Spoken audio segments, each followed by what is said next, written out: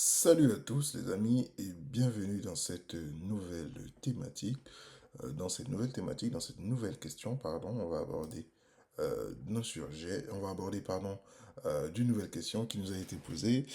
C'est celle de savoir comment éviter, voilà, les incohérences entre ton budget futur et ce que tu décides dans ton dossier. Ou du moins ce que tu déclares, pardon, dans ton dossier. Alors, quand tu prépares voilà, ton dossier, soit on prépare un dossier d'études dans le cas de la France, le budget ne doit pas être seulement suffisant. Ça doit être aussi cohérent avec ce que tu déclares. Donc, il y a beaucoup d'étudiants donc, qui font l'erreur de préparer un budget qui ne correspond pas à leur ville, à leur formation ou à leur logement ou à leurs ressources même. Parce que cette incohérence, c'est l'une des cohérences qui entraîne beaucoup de refus. Oh oui, c'est la cohérence qui entraîne beaucoup, du moins, c'est l'incohérence, pardon, qui entraîne majoritairement des refus de visa. Parce qu'il y a la ressource financière, du moins proposée, ne cadre pas avec la formation, le coût de la formation, le coût du loyer, pour ceux qui vont prendre un appartement ou un truc à louer. Donc, vu que rien ne cadre, bah écoutez, vous pouvez quand même recevoir un refus de visa. Donc, si tu déclares, voilà, vouloir étudier on revient encore sur cette question à Paris, et que ton budget mensuel est très faible, bien sûr, on va poser une question. Déjà, l'État, généralement, en moyenne, demande 695 €, majoritairement. Donc, ça, c'est vraiment la moyenne qui a été pensée par l'État français pour pouvoir vivre moyennement et du moins, entre guillemets, correctement. Après, bien évidemment, si vous êtes hébergé, si vous êtes pris en charge, etc., ce coût mensuel peut être revu, mais même réduit à la baisse. Donc, on n'hésite pas. Euh, Si tu as choisi encore pire, pire, une école privée avec des frais de scolarité super élevés, mais que ton justificatif financier ne permet pas de clairement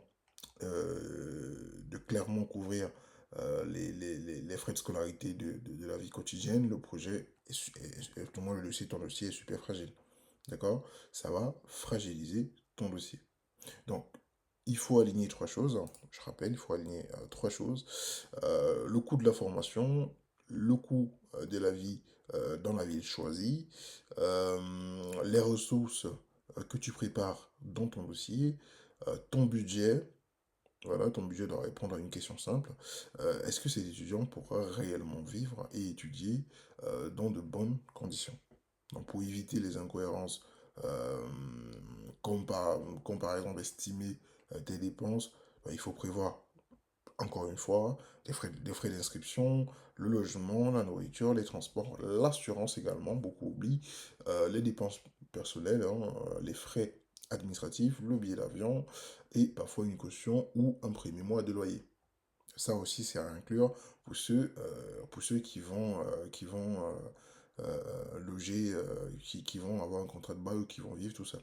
D'accord? Donc, si il y a un garant qui vous soutient, donc il faut que ces revenus soient cohérents avec l'aide annoncée. Si tu penses une somme sur un compte, si tu présentes par exemple une somme sur un compte, il faut prévoir il faut pouvoir, pardon, expliquer l'origine des fonds. Donc ça rejoint un petit peu la thématique précédente où on parlait de l'origine des fonds.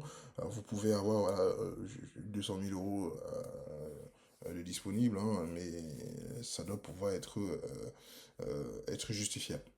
D'accord? Donc, le travail étudiant peut aider. Voilà, ce n'est pas interdit, les jobs étudiants à temps partiel, c'est possible, mais ça ne doit pas non plus remplacer une vraie capacité financière de départ. C'est-à-dire que vous devez avoir une capacité financière de départ avant de pouvoir mettre du moins, mettre en avant, entre guillemets, euh, les, euh, les jobs étudiants. D'accord? Donc, l'objectif n'est pas de gonfler artificiellement ton budget, hein, ça sert à rien. L'ambassade va le constater. Donc l'objectif c'est de présenter un projet réaliste. Donc chez le Washer, on vous conseille, on conseille aux étudiants, on conseille à tout le monde de faire un tableau simple. Une fois que vous avez la formation choisie dans la bonne ville, donc encore une fois, là je vous invite à créer votre compte hein, pour candidater sur la plateforme Le Washer. Vous avez dans le cas de la France, plus de 5000 universités à disposition, que ce soit dans le privé, dans le public, dans les grandes écoles, etc. Donc, n'hésitez pas à rejoindre Le Washer, à créer votre compte hein, dessus. Vous aurez accès voilà, à des milliers d'université, de formation et de candidature. Alors, bien évidemment, vous aurez un support, vous aurez un membre de l'équipe, ou peut-être moi-même, qui vous accompagnera voilà, tout le long de votre candidature. D'accord. Donc, je disais tantôt, ce petit tableau, voilà, donc, du choix de la formation, des frais de scolarité, budget mensuel, ressources disponibles, hein, garant et le reste à couvrir. Donc, ça vous permet voilà, de voir rapidement si le dossier est logique. Donc, un bon dossier financier, ce n'est pas seulement un montant. D'accord? C'est une démonstration claire que ton projet est finançable et que tu as les moyens de financer ce projet. D'accord? Bah écoutez les amis, c'était tout dans c'était le tour, je pense qu'on a fait le tour. N'hésitez pas voilà, à vous abonner, à liker et à laisser des commentaires.